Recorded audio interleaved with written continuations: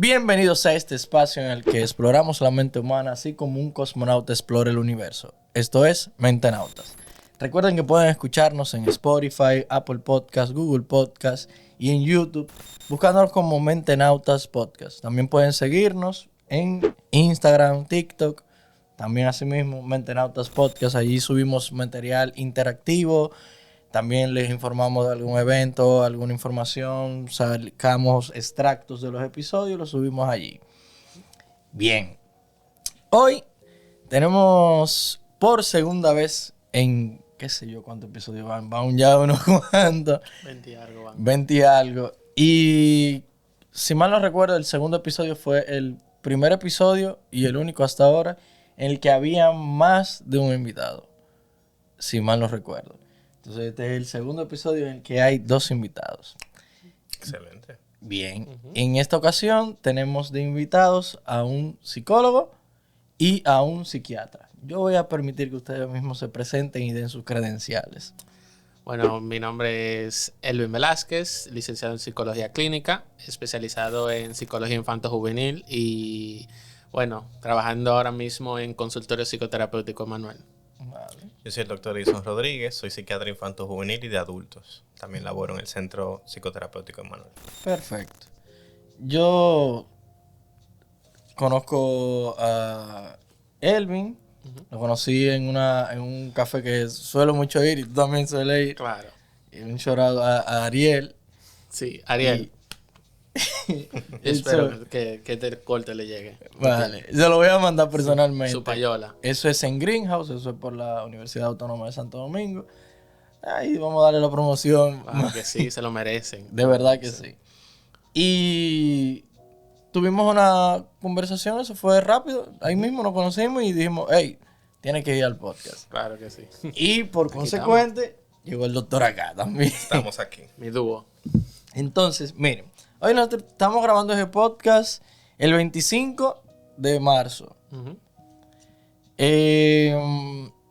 Este podcast va a salir, o sea, hoy es día 1 de abril. Ok. Y el tema que se eligió, que lo eligieron ustedes, es porque el día 2 es el Día Internacional del Autismo. Sí. Entonces venimos a hablar acá de autismo, ¿verdad? Entonces yo siempre me comporto en este podcast, porque esto no va dirigido plenamente a médicos.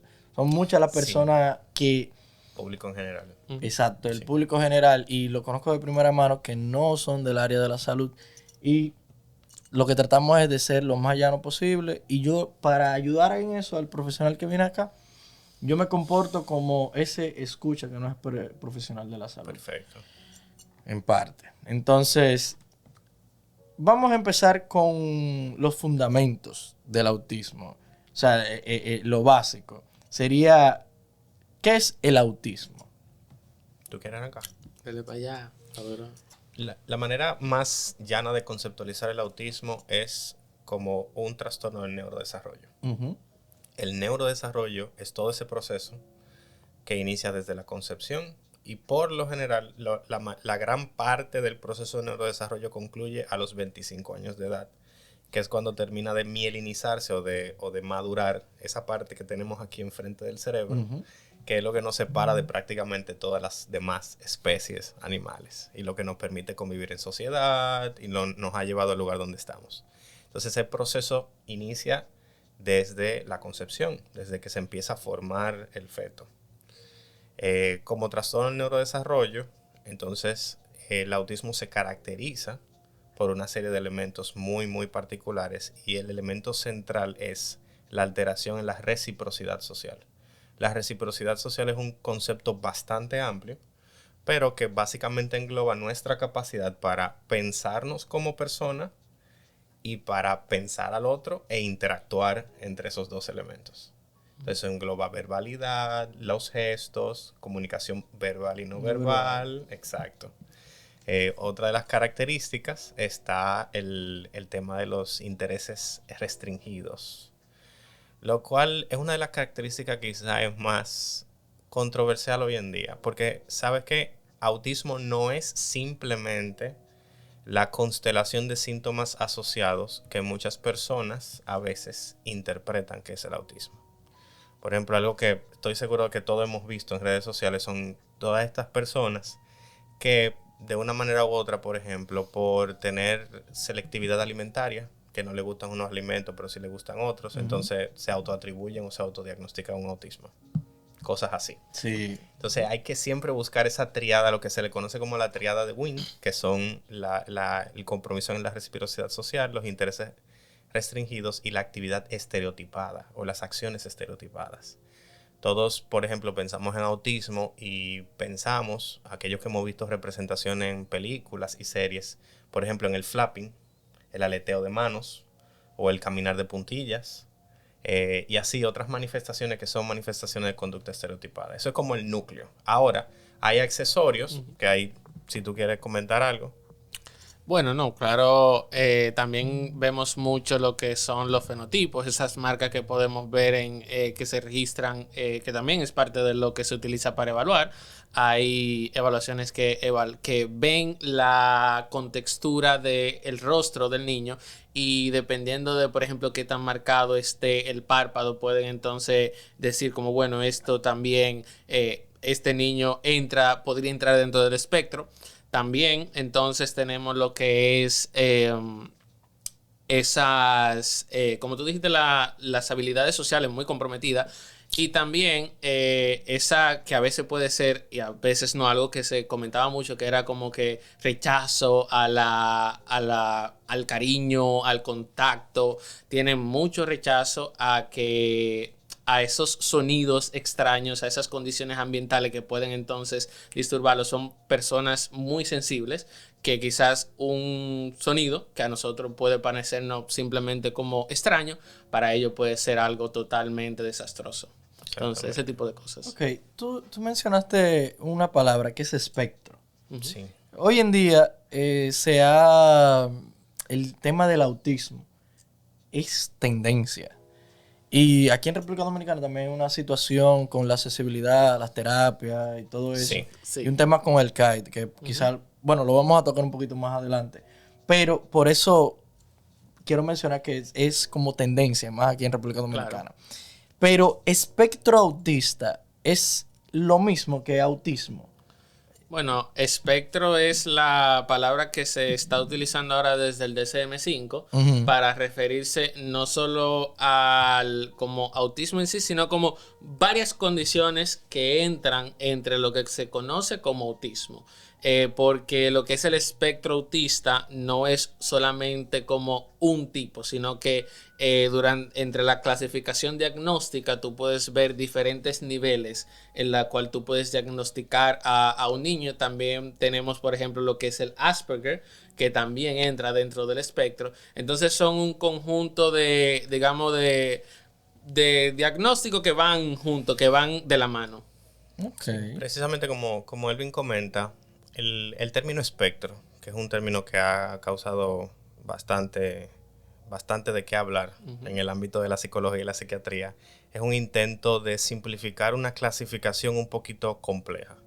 El autismo no es el único diagnóstico que se ha sometido a esa categorización dimensional de espectro. Tenemos también la esquizofrenia o la psicosis, que también se ha determinado, se ha estructurado lo que es el concepto de trastorno del espectro, trastorno psicótico hacia el espectro de la esquizofrenia. Y así. Y también se ha discutido en gran forma estructurar como un espectro también el trastorno bipolar. Es otro que se ha hablado mucho. Ahora bien, desde el punto de vista de la psiquiatría, el término de espectro es un arma de doble filo. Porque es en parte la hipervisibilización del término espectro del autismo lo que ha producido toda esta confusión con relación a quién es autista y quién no es autista. Anteriormente se tenía, como mencionaba Elvin, por ejemplo, el trastorno de Asperger. Teníamos el trastorno desintegrativo infantil, teníamos una serie de diagnósticos que guardaban mucho en común y todos tenían que ver con esa afección del neurodesarrollo. Y cada uno tenía como que sus características particulares. Entonces, al agruparlo todo, se logra quizás simplificar un poco la parte de diagnosticar, pero sobre todo se logra simplificar el manejo desde el punto de vista del acceso a los servicios, los seguros, la cuantificación. Entonces eso no necesariamente trabaja en el mejor sentido cuando se trata de paciente a paciente. Es algo un poquito complejo ahí. Complejo, sí. Sí. O sea, las redes, así como han venido a democratizar todo, también han un poquito venido a confundir. Exactamente. Al final tenemos libertades. O Sí, sea, no, que no, al eso tener, no. al tener la libertad siempre vamos a tener ese tipo de cosas. Sí, esas son las consecuencias. Sí. ¿Y cuáles son los desafíos y habilidades también que puede experimentar una persona con autismo? Bueno, como el doctor desde el principio estaba elaborando, desde que tú tienes comprometida la capacidad para interactuar socialmente, para entender ese tipo de comunicación que se da más allá de las palabras, esa pragmática, entonces tú estás quitando una parte importante del ser humano, del desarrollo del ser humano, porque somos seres sociales, y si de eso ponemos que yo tengo una dificultad para relacionarme, para crecer en sociedad, entonces estamos quitando una parte muy importante, y eso es solamente viéndolo desde el individuo en sí. No estamos viendo todo lo que pueda acarrear en el contexto familiar tener este tipo de condiciones. Son muchos desafíos y también podríamos ver quizás las habilidades que pueden desarrollar, pero son muchos desafíos. Está el desafío en la inserción educativa, porque actualmente, como tú dijiste, lo del CAID, que ahora mismo fue pasado al Ministerio de Educación, entonces siempre hay esa dificultad de un padre que tiene un niño autista, lo tengo en un colegio, entonces, pero el colegio me dice que necesito una maestra sombra. Una maestra sombra es una maestra que está directamente encargada de trabajar con el niño, aparte de la maestra que está asignada al aula y a los demás niños. Entonces, es una persona que debe de estar preparada para lidiar con el tipo de situaciones que se presenten, pero ya vemos que eso conlleva un costo que quizá puede ser de cierta forma rechazado por algunos, después depende, y son muchos desafíos en verdad. Si el doctor quiere continuar con otros. Definitivamente, en todos los niveles, en el sentido del individuo, pero también, como mencionaba Elvin, el impacto que tiene un problema, una condición de neurodesarrollo en la dinámica familiar. De hecho, lo comentaba recientemente, estaba discutiendo precisamente eso, cuando yo ofrezco consultas a padres con niños con compromiso en neurodesarrollo. En los primeros 15, 20 minutos de la consulta ya uno tiene una idea de cuál va a ser el abordaje farmacológico. Ya uno tiene esa parte es relativamente, hasta cierto punto, hasta mecánica, ver como el desenvolvimiento del niño, la información que traen los padres. El resto de la consulta es casi en su totalidad haciendo psicoeducación y aliviando la angustia en los papás. Y algo que yo le digo con mucha frecuencia es siempre, incluso padres que pertenecen a una institución especializada, como es el CAID, o sea, que están recibiendo asistencia altamente especializada, de altísimo nivel. Y aún esos padres se enfrentan a la realidad de que siempre va a haber una persona que tenga la fórmula mágica, siempre va a haber una persona que tenga la mejor forma de criar o la mejor forma de reaccionar. Siempre van a poner en duda su conocimiento, que está siendo supervisado por especialistas. Incluso he tenido algunos padres que, por ejemplo, en el transporte público, ellos siguiendo las instrucciones de los especialistas conductuales, otras personas le dicen, tratan de quitarle los niños. Y le dicen, no, usted no sabe manejar eso. Usted no sabe lo que usted está haciendo. O sea, realmente es una afectación, es un desafío en todos los niveles. En todos los niveles. Un desafío social. Sí. Claro que sí. De todas las índoles, realmente. Económico. El desafío económico es increíble. Porque estamos hablando de diversos factores que se conjugan entre sí. Porque primero tenemos la escasa disponibilidad de servicios terapéuticos de alto nivel. Pero entonces también tenemos la parte del intrusismo, que vimos el año pasado, lo que eso conlleva. O sea, es una cosa desastrosa. Pero entonces también tenemos el alto costo de los servicios especializados, la baja cobertura por parte de los seguros. Y a eso entonces tú le sumas todos los factores externos al proceso del niño en sí, o sea, la dinámica del día a día, de La vida, logística. el costo de la vida, las situaciones políticas. Realmente estamos hablando, es una condición que agrega una gran carga de disability, de incapacidad. Es considerable. Mira, si tú supieras que justamente yo, por cierta cosa que estoy desarrollando, estaba viendo unas investigaciones y una de las investigaciones que estaba chequeando hablaba del costo para el año 2014 en los Estados Unidos para un niño con autismo, con alguna otra discapacidad y sin otra discapacidad. Estamos hablando de un país que ofrece muchas Cierto ayudas nivel. cuando es necesario. Quizás no, la salud no es gratis, pero sí sabemos que ofrece ayuda cuando es necesario. Y para un niño con una discapacidad, a lo largo de quizá de lo que es la niñez y la adolescencia, el estudio dice que en promedio se gastarían $2 millones solamente en tratar su condición. Eso para un niño que tenga autismo y otra discapacidad, y $1.1 millones en un niño que solamente tenga la discapacidad, el diagnóstico de autismo. Entonces, eso es en un país, como te dije, donde hay ayudas, donde es un país desarrollado. Entonces, imagínate un país como el nuestro. Y eso solamente era dedicado al tratamiento. Al niño en su totalidad, En entre terapias, entre consultas, entre análisis, toda la cosa que conlleva tener un niño con ese diagnóstico. Sin quitarle o sea, quitándole el tema de los gastos del día a día, también de los padres, de la vida. Comida, de la familia que Lo de la vida. Que sean 3 muchachos o algo así. Y en 2014. En 2014. Y eso es una situación que tenemos con cierta frecuencia. Al tener un componente genético muy fuerte, el autismo, y las demás condiciones que se asocian con él, a veces tenemos núcleos familiares que tienen más de un niño con condiciones de neurodesarrollo. Entonces, si imagínate tener niños en diferentes etapas de vida con compromiso de neurodesarrollo. Sí, porque hay parejas que tienen un primer hijo o hija y nace con esta condición. Y ellos se sienten a veces culpables de esto. A veces no. Por no generalizar. Y es un duelo. Entonces, es un duelo que tiene que llevar ellos, los padres. exacto, eso es parte del duelo. O sea, conlleva un duelo. Y parte de resarcir ese duelo es, vamos a tener otro. Ciertamente. Vamos a tener otro. Y cuando no se hace un proceso de acompañamiento adecuado con consejería genética, porque existe, aunque la consejería genética de alto nivel, las pruebas que van más allá, por ejemplo, del cariotipo, que es el examen como más básico que te habla de los cromosomas, 46XX, 46XY, pero ya si hablamos de otros estudios un poco más especializados, también son muy costosos. Y son los estudios que nos permiten a nosotros identificar muchas de las causas genéticas y poderle ofrecer a esas personas consejería genética, recomendaciones sobre la posibilidad de que otros hijos tengan la condición o no tengan la condición. Eso también está detrás de una barrera económica considerable. O sea, Edison, que si tú te vas a casar, entonces tú lo verías eso. Te lo haría antes para ver cuáles son esas posibilidades que hay.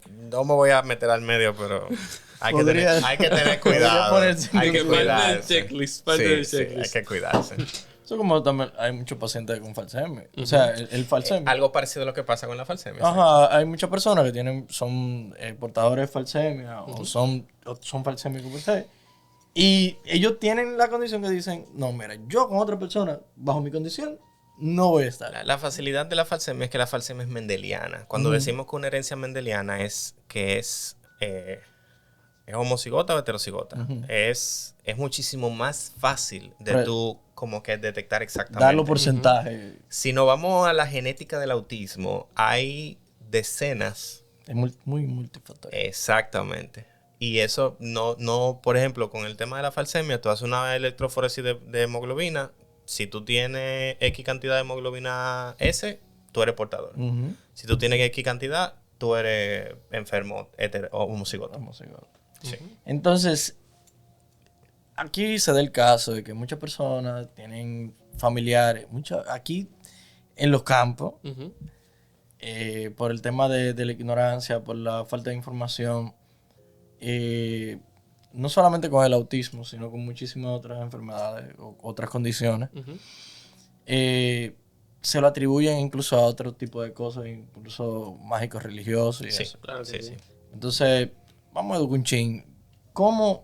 ¿Cuáles son los criterios de evaluación?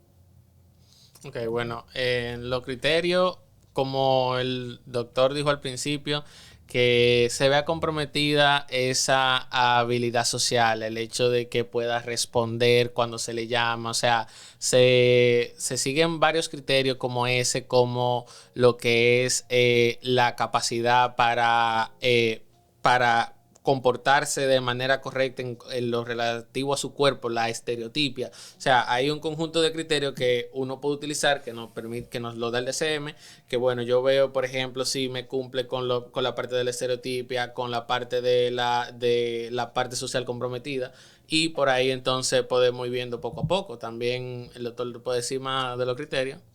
El asunto con el diagnóstico del autismo, que no se puede dejar de discutir esa parte, es el tema de que el diagnóstico del autismo es eminentemente clínico. Cuando hablamos de una condición de diagnóstico clínico, es que basta, y ahí es donde está el detallito, basta con la observación detallada de ciertas conductas y parámetros como el criterio que compartía Elvin para uno poder hacer el diagnóstico. Ahora bien, los diagnósticos meramente clínicos por observación del profesional no son lo suficientemente estandarizados como para uno establecerlo como un mecanismo diagnóstico.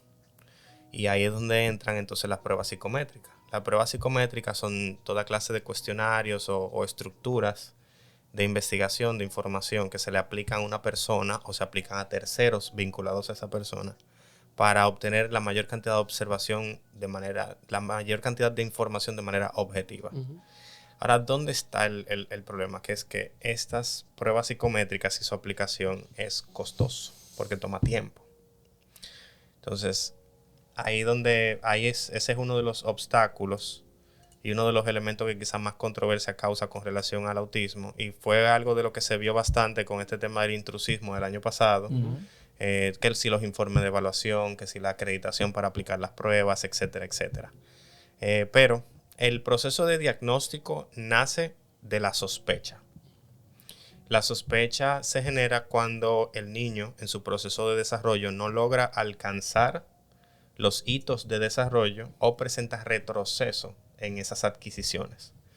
Muchos de los niños que desarrollan un trastorno del espectro autista, por ejemplo, inician el proceso de adquisición de la verbalidad, del lenguaje oral. Pasan por las primeras fases, incluso muchos de ellos llegan a decir mamá, papá, agua, leche, cosas así.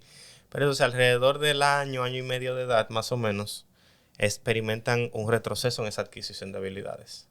Entonces esa es la primera señal de alerta. Y ahí entonces entra todo el aparato de evaluación, primero desde el punto de vista médico. Generalmente el niño que presenta conductas de neurodesarrollo, compromiso de neurodesarrollo, lo recibe el pediatra o el neurólogo. Y eso también por la asociación que existe muy estrecha entre el autismo y la epilepsia. Alrededor de un 60%. La literatura, el porcentaje varía mucho de acuerdo a la población estudiada, pero alrededor de un 60% de los niños con trastorno del espectro autista también sufren de epilepsia.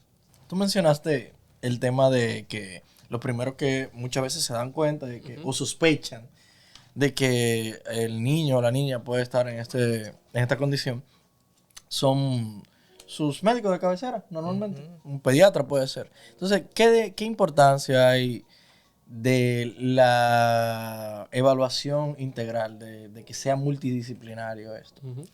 Y no solamente lo multidisciplinario cuando se aborda un posible compromiso del neurodesarrollo, sino más bien lo que se conoce como puericultura. El hecho de llevar al niño al pediatra para sus chequeos anuales. Pero no van cuando están embarazadas. No se puede hablar de autismo y no hablar de la necesidad de reforzar esa parte. Eso Como es tú así. dices, desde el chequeo prenatal. Reforzar esto, muchas veces nosotros asumimos esa postura, mea culpa, de no chequearnos hasta que no nos pasa algo.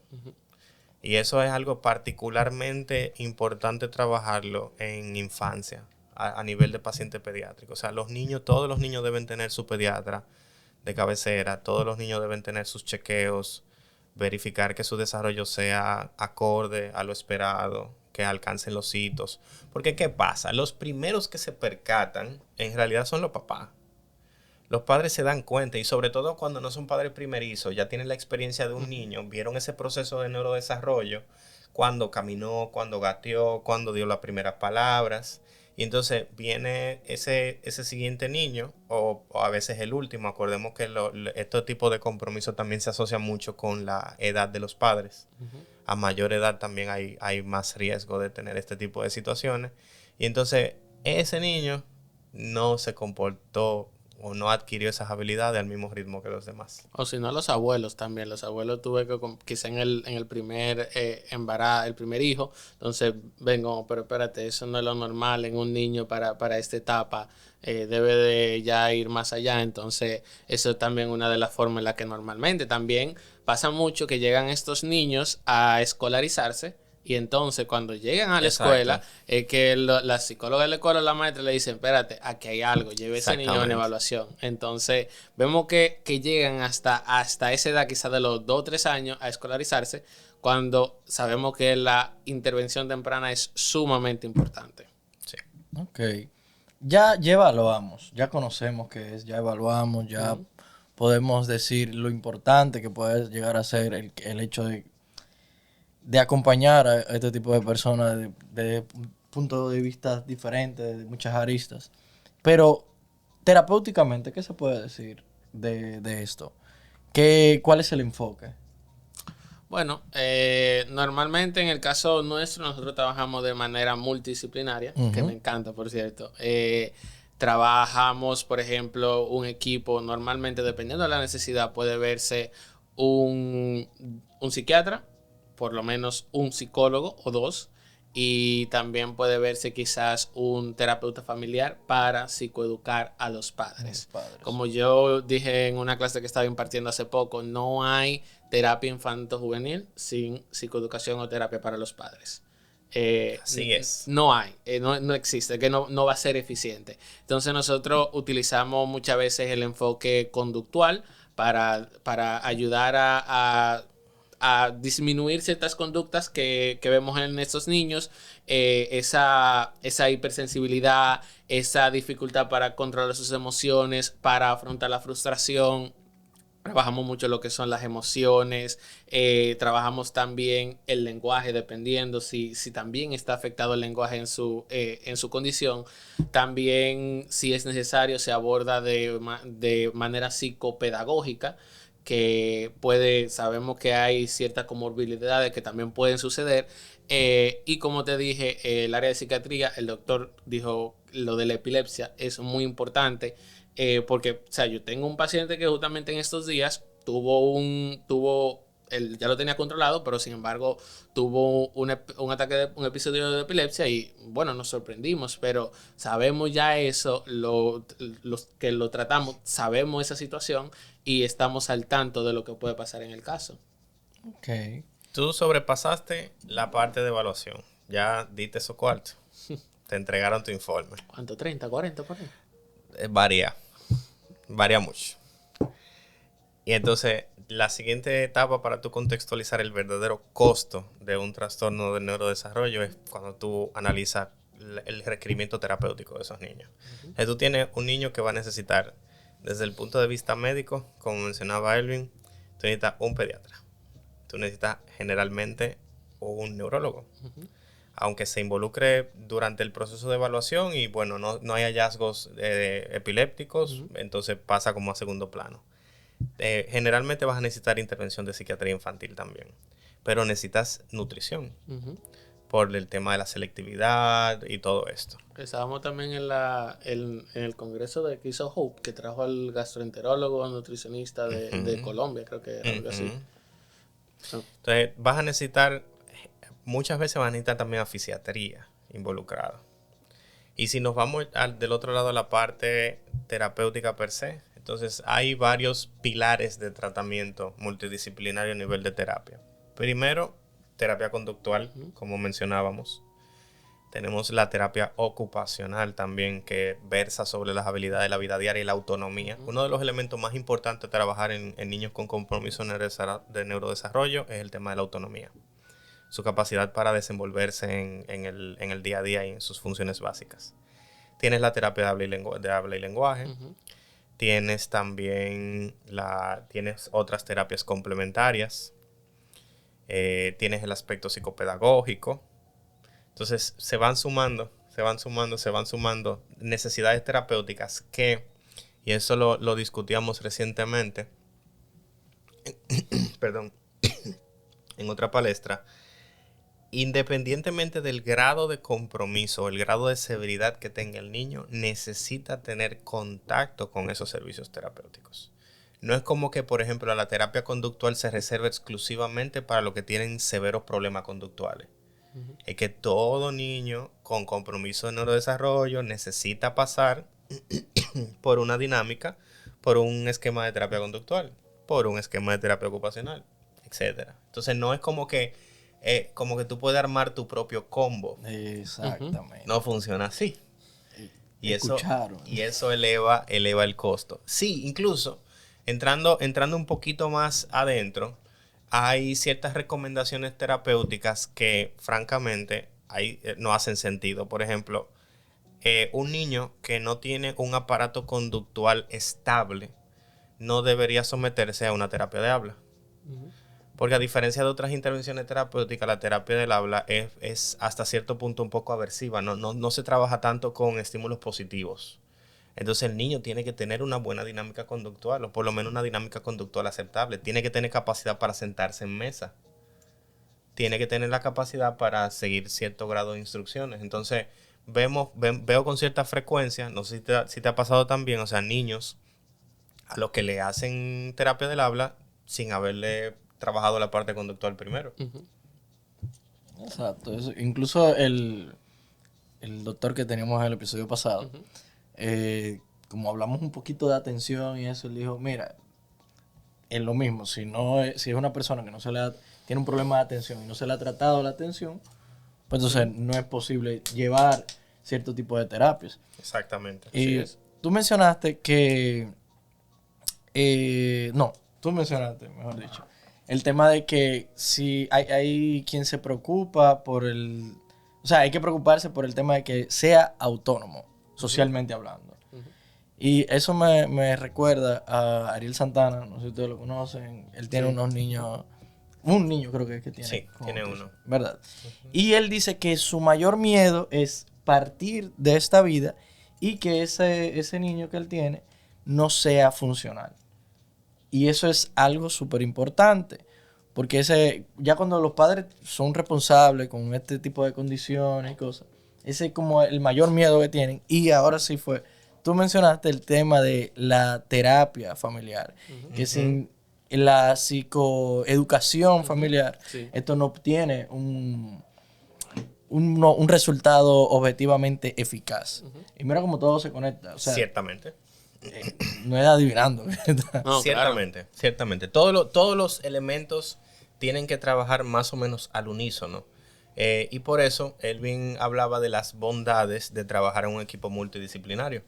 Porque algo que pasa particularmente desde el punto de vista de la psiquiatría, algo que pasa es que yo puedo hacer el diagnóstico adecuado y puedo implementar el medicamento adecuado. Y si no se toma en cuenta el contexto del niño, hacer más daño que bien.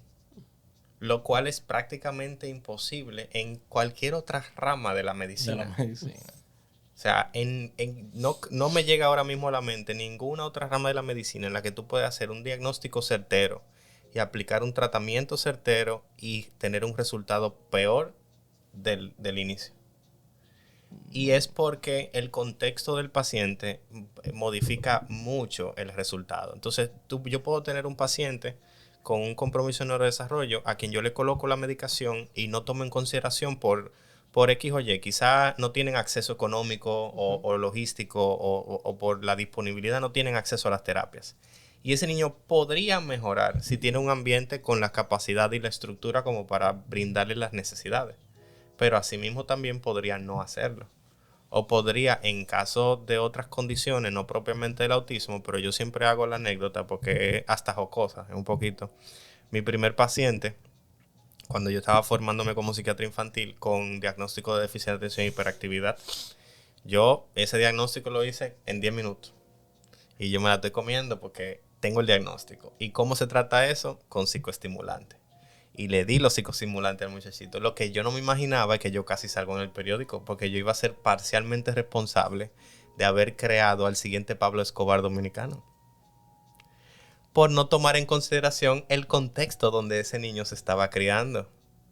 Él tomó toda la atención que yo le permití tener, que él no tenía por su condición, y la estaba utilizando para el mal. Pero para el mal. Wow. Entonces, eso hay que tomarlo en consideración. Eso es así. Mira, nosotros siempre nos han inculcado de pequeño que la familia es como... Bueno, hay una canción que dice, la familia es una institución, Ajá, creo que es algo sí.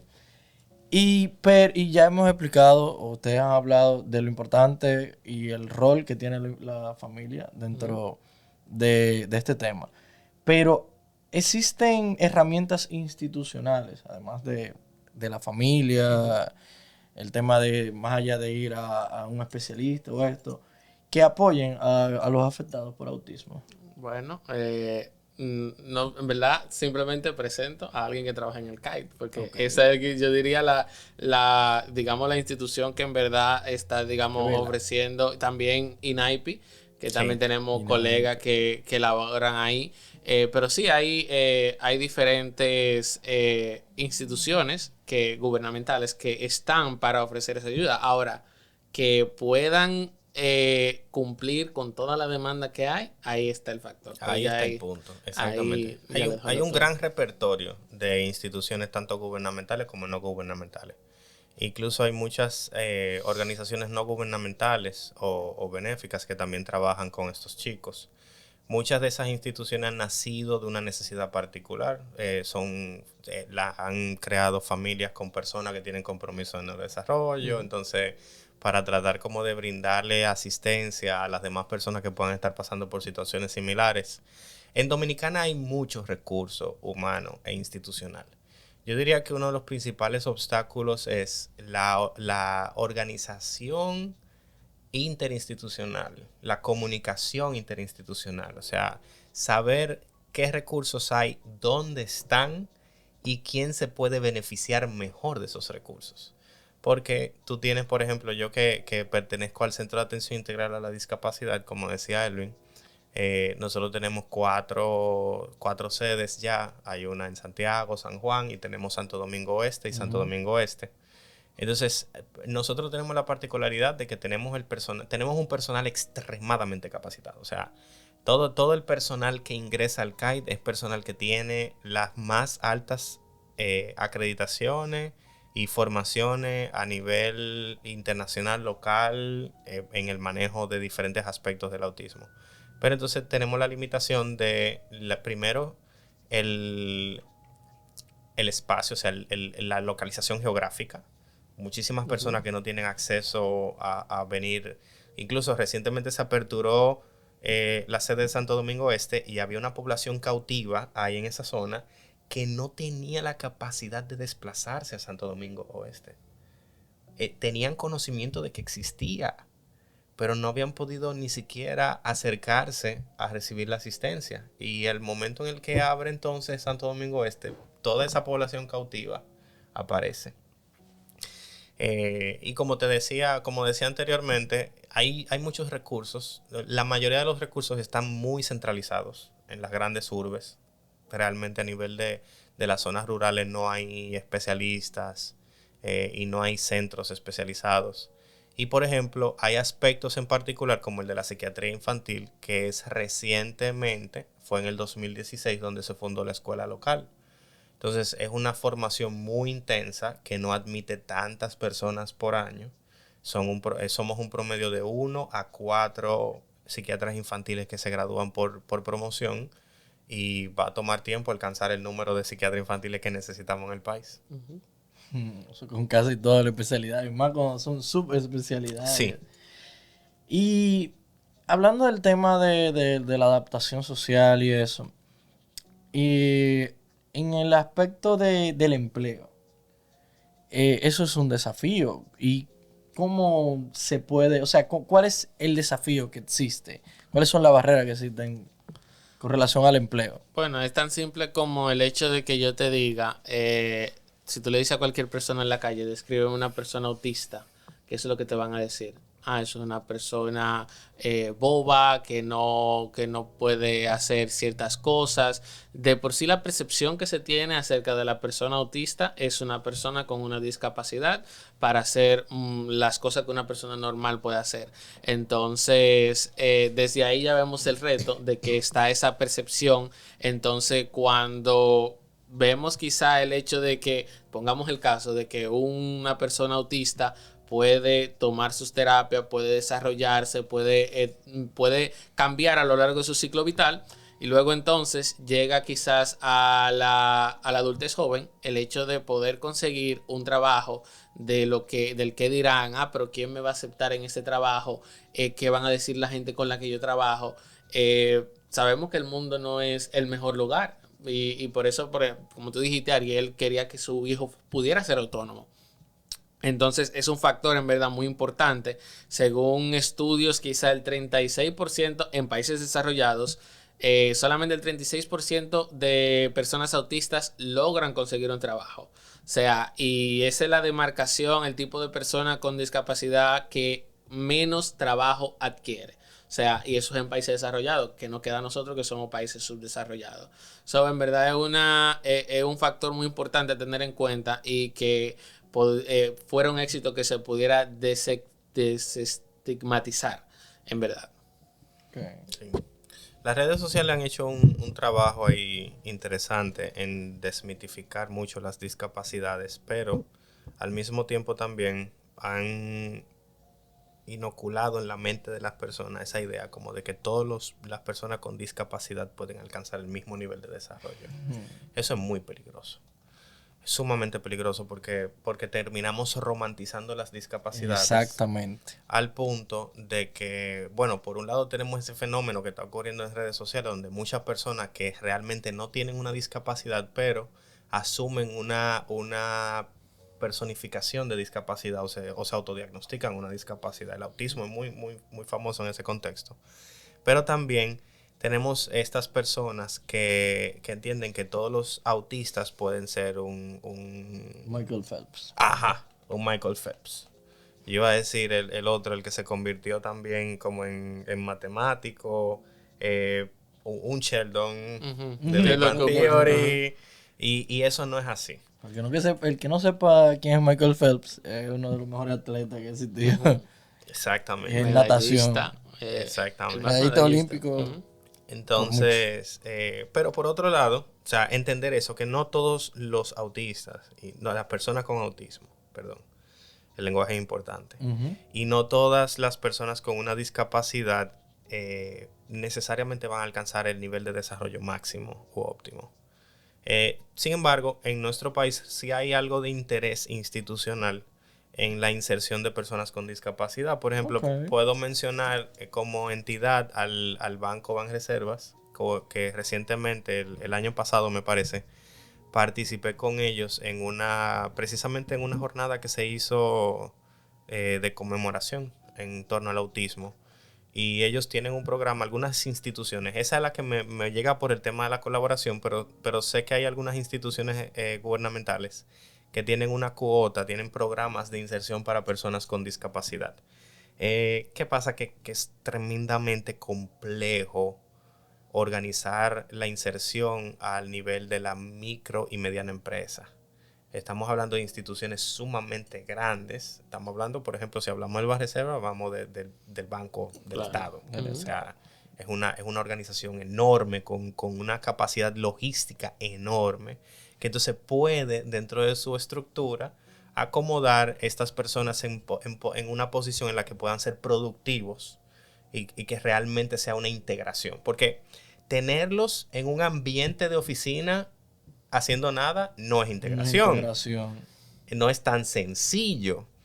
Y entonces también por la manera como se manejan muchas situaciones culturales hoy en día, podemos caer en la trampa de pensar eso, de pensar que el simple hecho de que estén y aparezcan en la fotografía están incluidos, y eso no es así. Entonces es bien delicado. Ok, mira, yo iba a preguntar sobre eso mismo, si habían estrategias de inclusión, de promoción a la inclusión y todo eso. Mira lo que él menciona. Son tímidas, pero hay. Hay. Esperemos que, bueno, esta semana está difícil por el tema de la Semana Santa. Sí. Pero ya la próxima semana, con el Día Internacional del Autismo, pues haya, y durante todo el año, haya esa promoción a la inclusión. Sí. Y usted mencionó el tema de los mitos. Sí. Aquí yo tengo unos cuantos que ya hemos ido como... Ya para ir dando terminación a él. Los mitos. Aquí ya hay algunos que otros de la lista que se ha ido hablando. Pero el primero que tengo, aquí dicen. Hay mucha gente que dice que es una enfermedad. O sea, el autismo es una enfermedad. Wow. Mira, la denominación, yo debía haber dejado que tú respondieras a eso. Yo no debía haber metido, no me debía haber metido en ese hoyo realmente. Salir. Mira, el tema con no denominarlo como una enfermedad tiene una base, sí tiene una base en la clasificación, en la nosología. Porque para uno definir una enfermedad se necesitan una serie de requerimientos. Ahora bien, también hay un componente que a mí me gusta resaltarlo porque es un componente un poquito ambivalente, es una espada de doble filo, y es este tema de evitar evitar palabras, conceptos y expresiones que puedan resultar hirientes, lastimosas. Entonces, ofensivo. Sí, es cierto, uno debe tratar de mantener un lenguaje pacífico, pero hay un punto en el que esa necesidad de construir conceptos cada vez menos hiriente y cada vez menos estigmatizante también lleva a ese fenómeno de romantizar ciertas cosas. O sea, es como una balanza. Hay que encontrar un punto medio. Entonces, realmente, el autismo no se considera como una enfermedad, pero sí es un trastorno del neurodesarrollo. O sea, hay un componente patológico. Sí. Esa es la línea final. La línea final. Para no meterme sí. en rojo. No, pero también, si tú quieres, mencionamos neurodiversidad. Neurodivergencia. Ese término no es de mi agrado. Bueno, o sea... Un tema de escuela también. Sí. Sí. Hombre, al final de cuentas, el término neurodivergente, neurodivergencia, utilizado para cualquier trastorno que sea del tipo del neurodesarrollo, que como tú dices, tratando como de suavizarlo, entonces lo romantizamos. Es una realidad que hay una patología y que debemos de como de cuidar esas cosas, porque al final de cuentas es algo que yo estaba viendo, estudiando otro tipo de trastorno, que, tratamos de que ya no se llame trastorno, que es el de disforia de género. Sin embargo, ¿cómo entonces puede ser visto a partir de eso? Tú me vas a hablar. Eso queda para otro capítulo. No me metas en ese tema. Pero mira, también con el tema del concepto enfermedad, trastorno, síndrome. Sí. Yo estoy casi seguro, no tengo estudio de ello para yo hablar en porcentaje, pero yo sé por experiencia de que lo he debatido, es un tema que me gusta a veces debatirlo con los amigos y compañeros, la diferencia. Y hay que a veces entrar en un consenso. Y dependiendo en la escuela que sea, aquí, esto es una enfermedad, esto es un trastorno, esto es aquello, no, esto y esto es lo mismo, no, esto no es un síndrome. Y es por el tema de que no hay un consenso general también. Y por el bien quedadismo. Que eso es venenoso. Eso es venenoso y lleva a romantizar. Sí, eso es venenoso. Ciertamente, ya para concluir ese mito, realmente, o sea, desde el punto de vista de la curabilidad de una enfermedad o una situación patológica, el autismo no tiene una cura.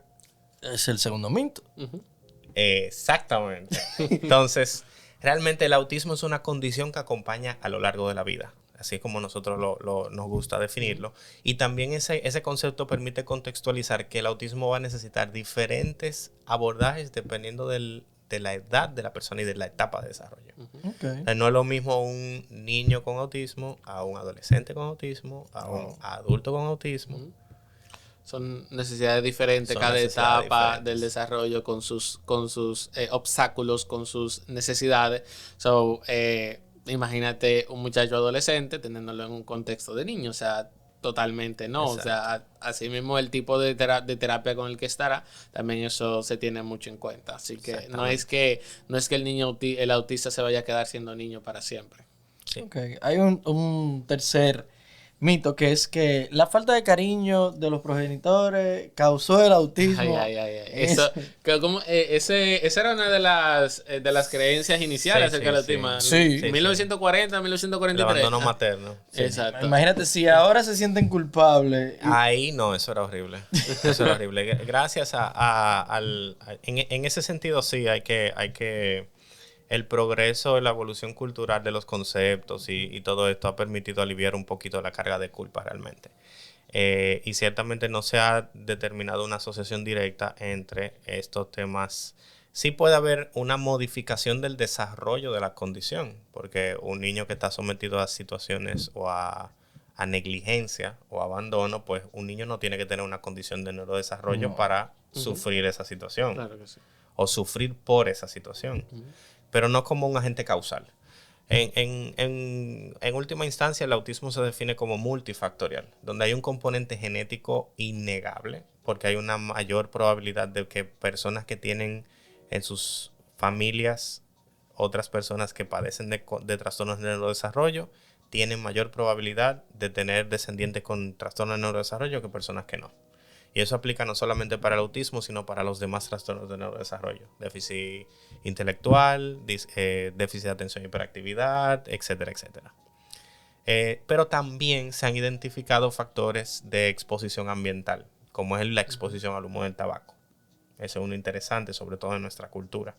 Y en general, exposiciones a tóxicos, virus, infecciones durante el embarazo o en la etapa perinatal, en ese primer periodo de desarrollo extrauterino del niño después del nacimiento.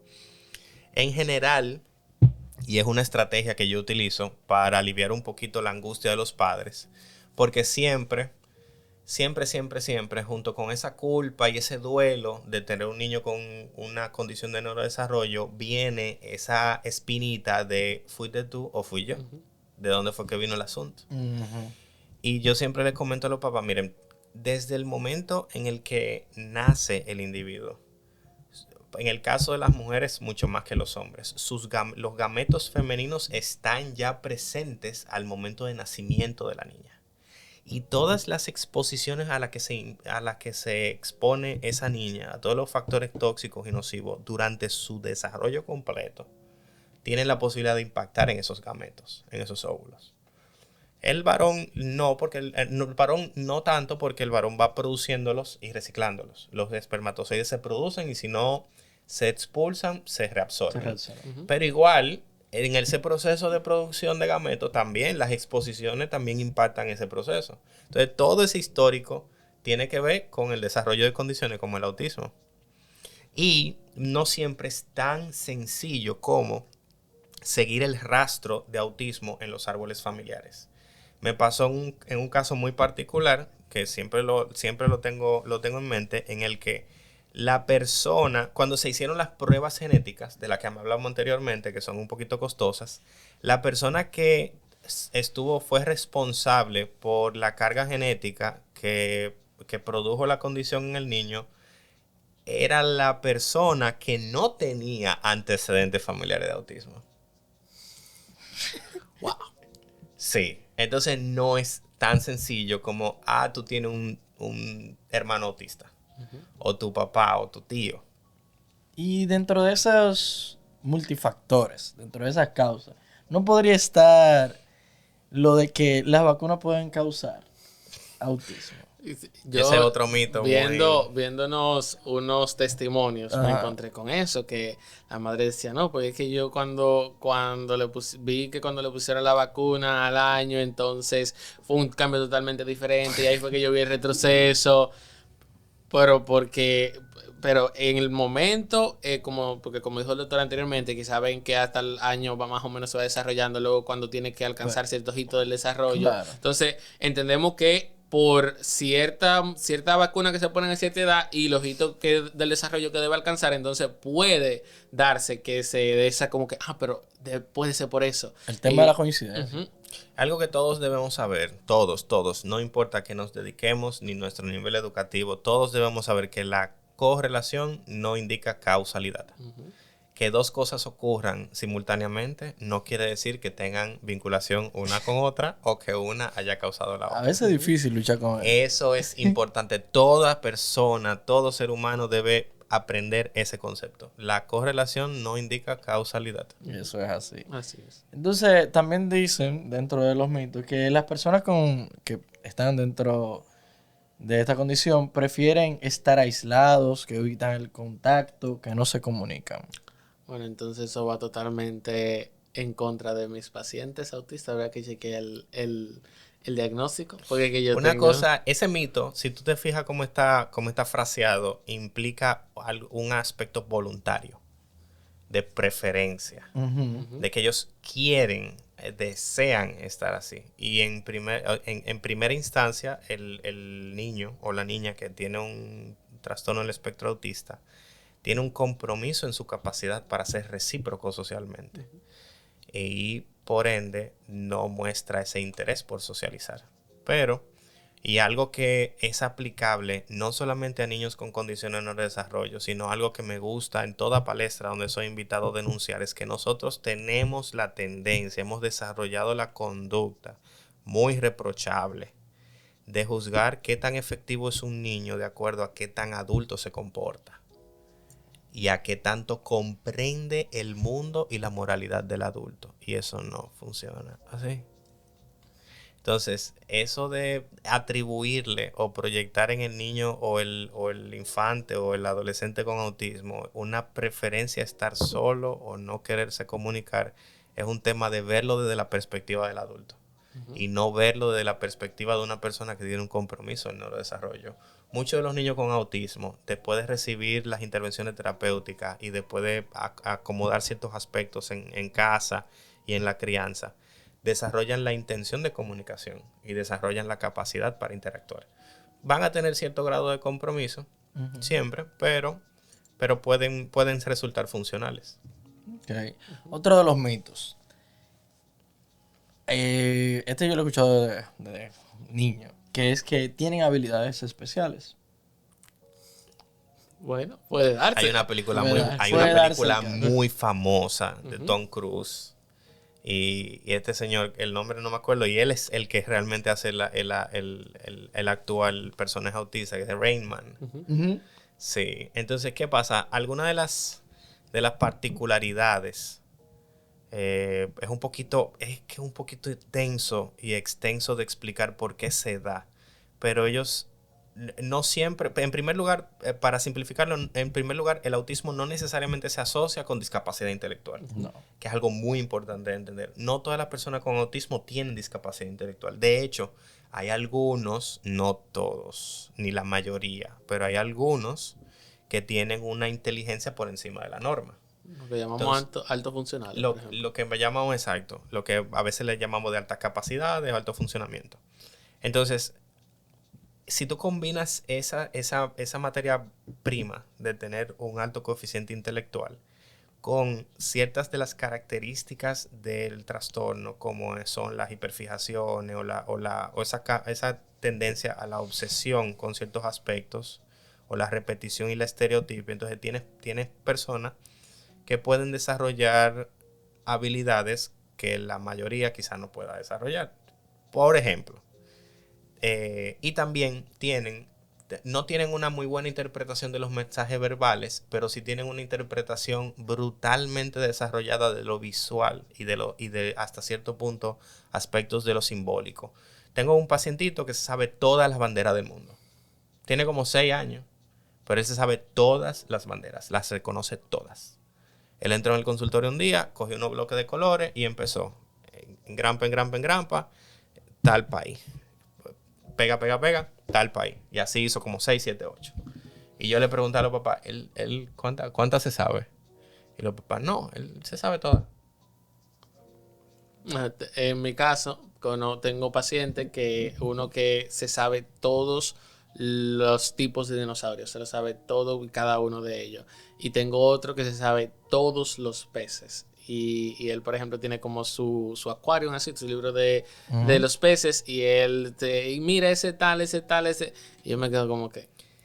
Lo que hay que discutir es, ciertamente, muchos de ellos tienen capacidades vinculadas específicas, memoria. Tengo uno también que es políglota autodidacta. El niño estaba aprendiendo, cuando yo lo consulté con 8 o 9 años, estaba aprendiendo alemán, latín y otro idioma ahí por su cuenta. Duolingo lo estaba ayudando. Punto. Pero lo que hay que entender es que el verdadero meollo de ese mito es entender que el hecho de ser autistas o de tener la condición invariablemente les confiere habilidades que son explotables desde el punto de vista social. Entonces estos niños tienen esa gran cantidad de conocimiento, pero no siempre logran explotarlo con el fin de interacción social y de desarrollo. Entonces ahí es donde tenemos que trazar esa línea, como que sí, muchas veces desarrollan habilidades muy interesantes, pero ¿qué tan funcionales son esas habilidades? ¿Qué tan funcionales son socialmente? Entonces, no romantizar una condición que se caracteriza no porque se aprendan toda la bandera del mundo, no porque se sepan 6, 7 idiomas, sino que se caracteriza porque tienen un compromiso en reciprocidad social que les dificulta enormemente insertarse socialmente. Mira, por ejemplo, el caso de que tú tenías uno que era políglota y a lo mejor él no tenía la capacidad de trabajar ni siquiera en un call center con uno de los idiomas o dar clases de alguno de los idiomas. Exactamente. O sea, es como para aplatanarse lo que estaba escuchando. Que el muchacho sepa mucho idioma no quiere decir que pueda hacer uso de... que pueda aprovechar y sacarle cuarto a eso. Ese es el objetivo de las intervenciones terapéuticas. Tú puedes tener muchos o pocos recursos intelectuales, pero que tú puedas ser autónomo y que tú puedas insertarte socialmente lo mejor posible. Ok, y hay un último mito que dice que se presenta más en hombres que en mujeres. Bueno, según cuando tú ves los estudios de prevalencia, normalmente eso es lo que se ve. Sin embargo, hay que tener en cuenta cuando vemos cómo se adapta la mujer a la sociedad. O sea, hay comportamientos en las mujeres que simplemente se adaptan mejor a ellos. Porque tenemos que el varón es más activo, es más desafiante. Entonces, por el hecho de que la mujer pueda ser más, de la que la niña pueda ser más tranquila o se adapte más, entonces pueden, no, pero que no, yo no la veo como esa inquietud, yo no veo eso. Pero sí, eso se creía, pero luego se encontraron razones para eso. Ya el doctor puede incluso elaborar más. Y eso es muy interesante para entender el contexto, pero sigue siendo más prevalente en hombres que mujeres. Ok. Y ya sí, para finiquitar. Todo este tema de evaluación, de integración, de buscarle la vuelta, como dicen por ahí. Entiendo que la salud mental, especialmente, está en su apogeo, está en su culmen. Y hay muchas investigaciones, pero ¿hacia dónde están apuntando las investigaciones que se están haciendo relacionadas al tema de la condición del autismo?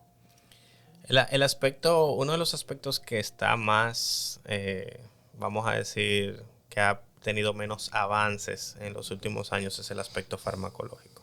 Okay. Realmente el abordaje farmacológico es bastante limitado. Es bastante limitado. Y no solamente es bastante limitado en la condición de autismo, sino que en general en gran parte de las condiciones de salud mental. De las áreas de investigación donde más se está invirtiendo ahora mismo en el tema, sobre todo de la parte genética, de la identificación exactamente todo lo que tiene que ver con epigenética, de la investigación con más exactitud de las posibles causas genéticas y de qué manera se pueden prevenir o corregir. Perfecto. Esos son de los elementos que más se están trabajando. Bueno, si tienen algo que decir relacionado al tema, algunos consejos ya para terminar, o para la audiencia que nos está escuchando, ya sea un consejo para el área de la salud, para los que no son del área de la salud, están abiertos a ello. Lo mío sería como una palabra de esperanza. O sea, hay esperanza, hay mejoría. Es un trabajo arduo, llevadero. O sea, los niveles de estrés que conlleva, que enfrentan los padres es muy alto. Inclusive eso se ve reflejado, el manejo del estrés se ve reflejado en cómo los niños pueden afrontar esta condición. Pero puede haber mejoría. Vale la pena la atención temprana, vale la pena todo el esfuerzo que se hace, tanto económico como de mano de obra en la familia, los hermanos, los primos que están ahí ayudando. Vale la pena todo lo que se hace. Y incluso el estudio que nosotros estamos haciendo ahora en el consultorio, viendo a través de 10 años casos, cómo han mejorado, le podemos decir que hay un trabajo que lo puede ayudar. Así que eso, tener en cuenta que a pesar de la dificultad que usted puede experimentar en esa situación, también puede haber respiro en algún momento. Claro. No, y para finalizar ya, realmente no hay mucho que agregar. Excelente ese consejo. Uno de los principales, como reflexión final, uno de los principales predictores de buen pronóstico en niños con condiciones de neurodesarrollo es el control de la angustia en los padres. Qué tan empoderados se sienten los padres en control, qué tanto entienden que tienen conocimiento sobre lo que deben hacer. Entonces, eso es importantísimo tomarlo en cuenta. Todas las personas que tienen a su cargo, bajo su cuidado, un niño con una condición de neurodesarrollo, entender que están haciendo todo lo humanamente posible y que están recibiendo asistencia de profesionales y que están empoderados en el proceso. Perfecto, yo lo veo totalmente bien. El tema se ha manejado a la altura. Entiendo que las personas pueden sacar mucho de aquí. Creo que sí. Con que entiendan algo, por lo menos hasta de los mitos. Y una última cosa, sí. Que no puedo. No duerme. No duermo si no lo digo. Sí. Miren, y esto puede estar un poquito como que bomba para decirlo ya al final cuando estamos cerrando, pero algo muy importante como psiquiatra infanto-juvenil, no solamente para niños con condiciones de neurodesarrollo. Los niños por debajo de 6 años de edad no deben preferiblemente exponerse a dispositivos electrónicos personales. Dígase tablets, celulares y demás. En especial niños con condiciones de neurodesarrollo. Porque tienen una mayor vulnerabilidad que niños sin condiciones de neurodesarrollo a desarrollar conductas de dependencia de los dispositivos. Entonces, todo niño, especialmente niños con condiciones de neurodesarrollo como autismo, que su interacción con el dispositivo electrónico, por ejemplo, en YouTube, es empezar y darle para adelante y para atrás el videíto, para adelante y para atrás el videíto, repetir la misma parte una y otra vez, o cambiar al punto de que hay muchos que llegan, que ni siquiera están escuchando o viendo el contenido, sino lo que están es disfrutando de tener el control sobre el contenido. Eso es una situación que los padres no se pueden permitir. No se pueden permitir. Por debajo de los 6 años de edad se tolera, y sobre todo se toleró en el contexto de la pandemia, las videollamadas. Por todo este tema del aislamiento y para tener comunicación de los niños con sus familiares, etc. Ya a partir de los 6 años, entonces se puede empezar a introducir de una manera racional y supervisada los dispositivos electrónicos. Y lo mismo pasa con la televisión. Si el niño tiene el control, va a ser lo mismo. Si el niño tiene el control, va a empezar y cambia, que te cambia. Es un asunto de placer por el poder. Es un asunto de placer. Todo tiene que ver con el placer. Ya ustedes saben, se fueron con un bonus de extra y así pueden dormir tranquilo. Para yo poder.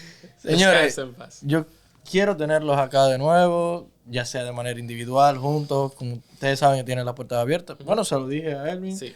Y fue él mismo que me dijo, hey, mira, ya, ¿qué es lo que es? Y pautamos el espacio de ustedes. Gracias. Ha sido un placer acompañarte. El placer es mío.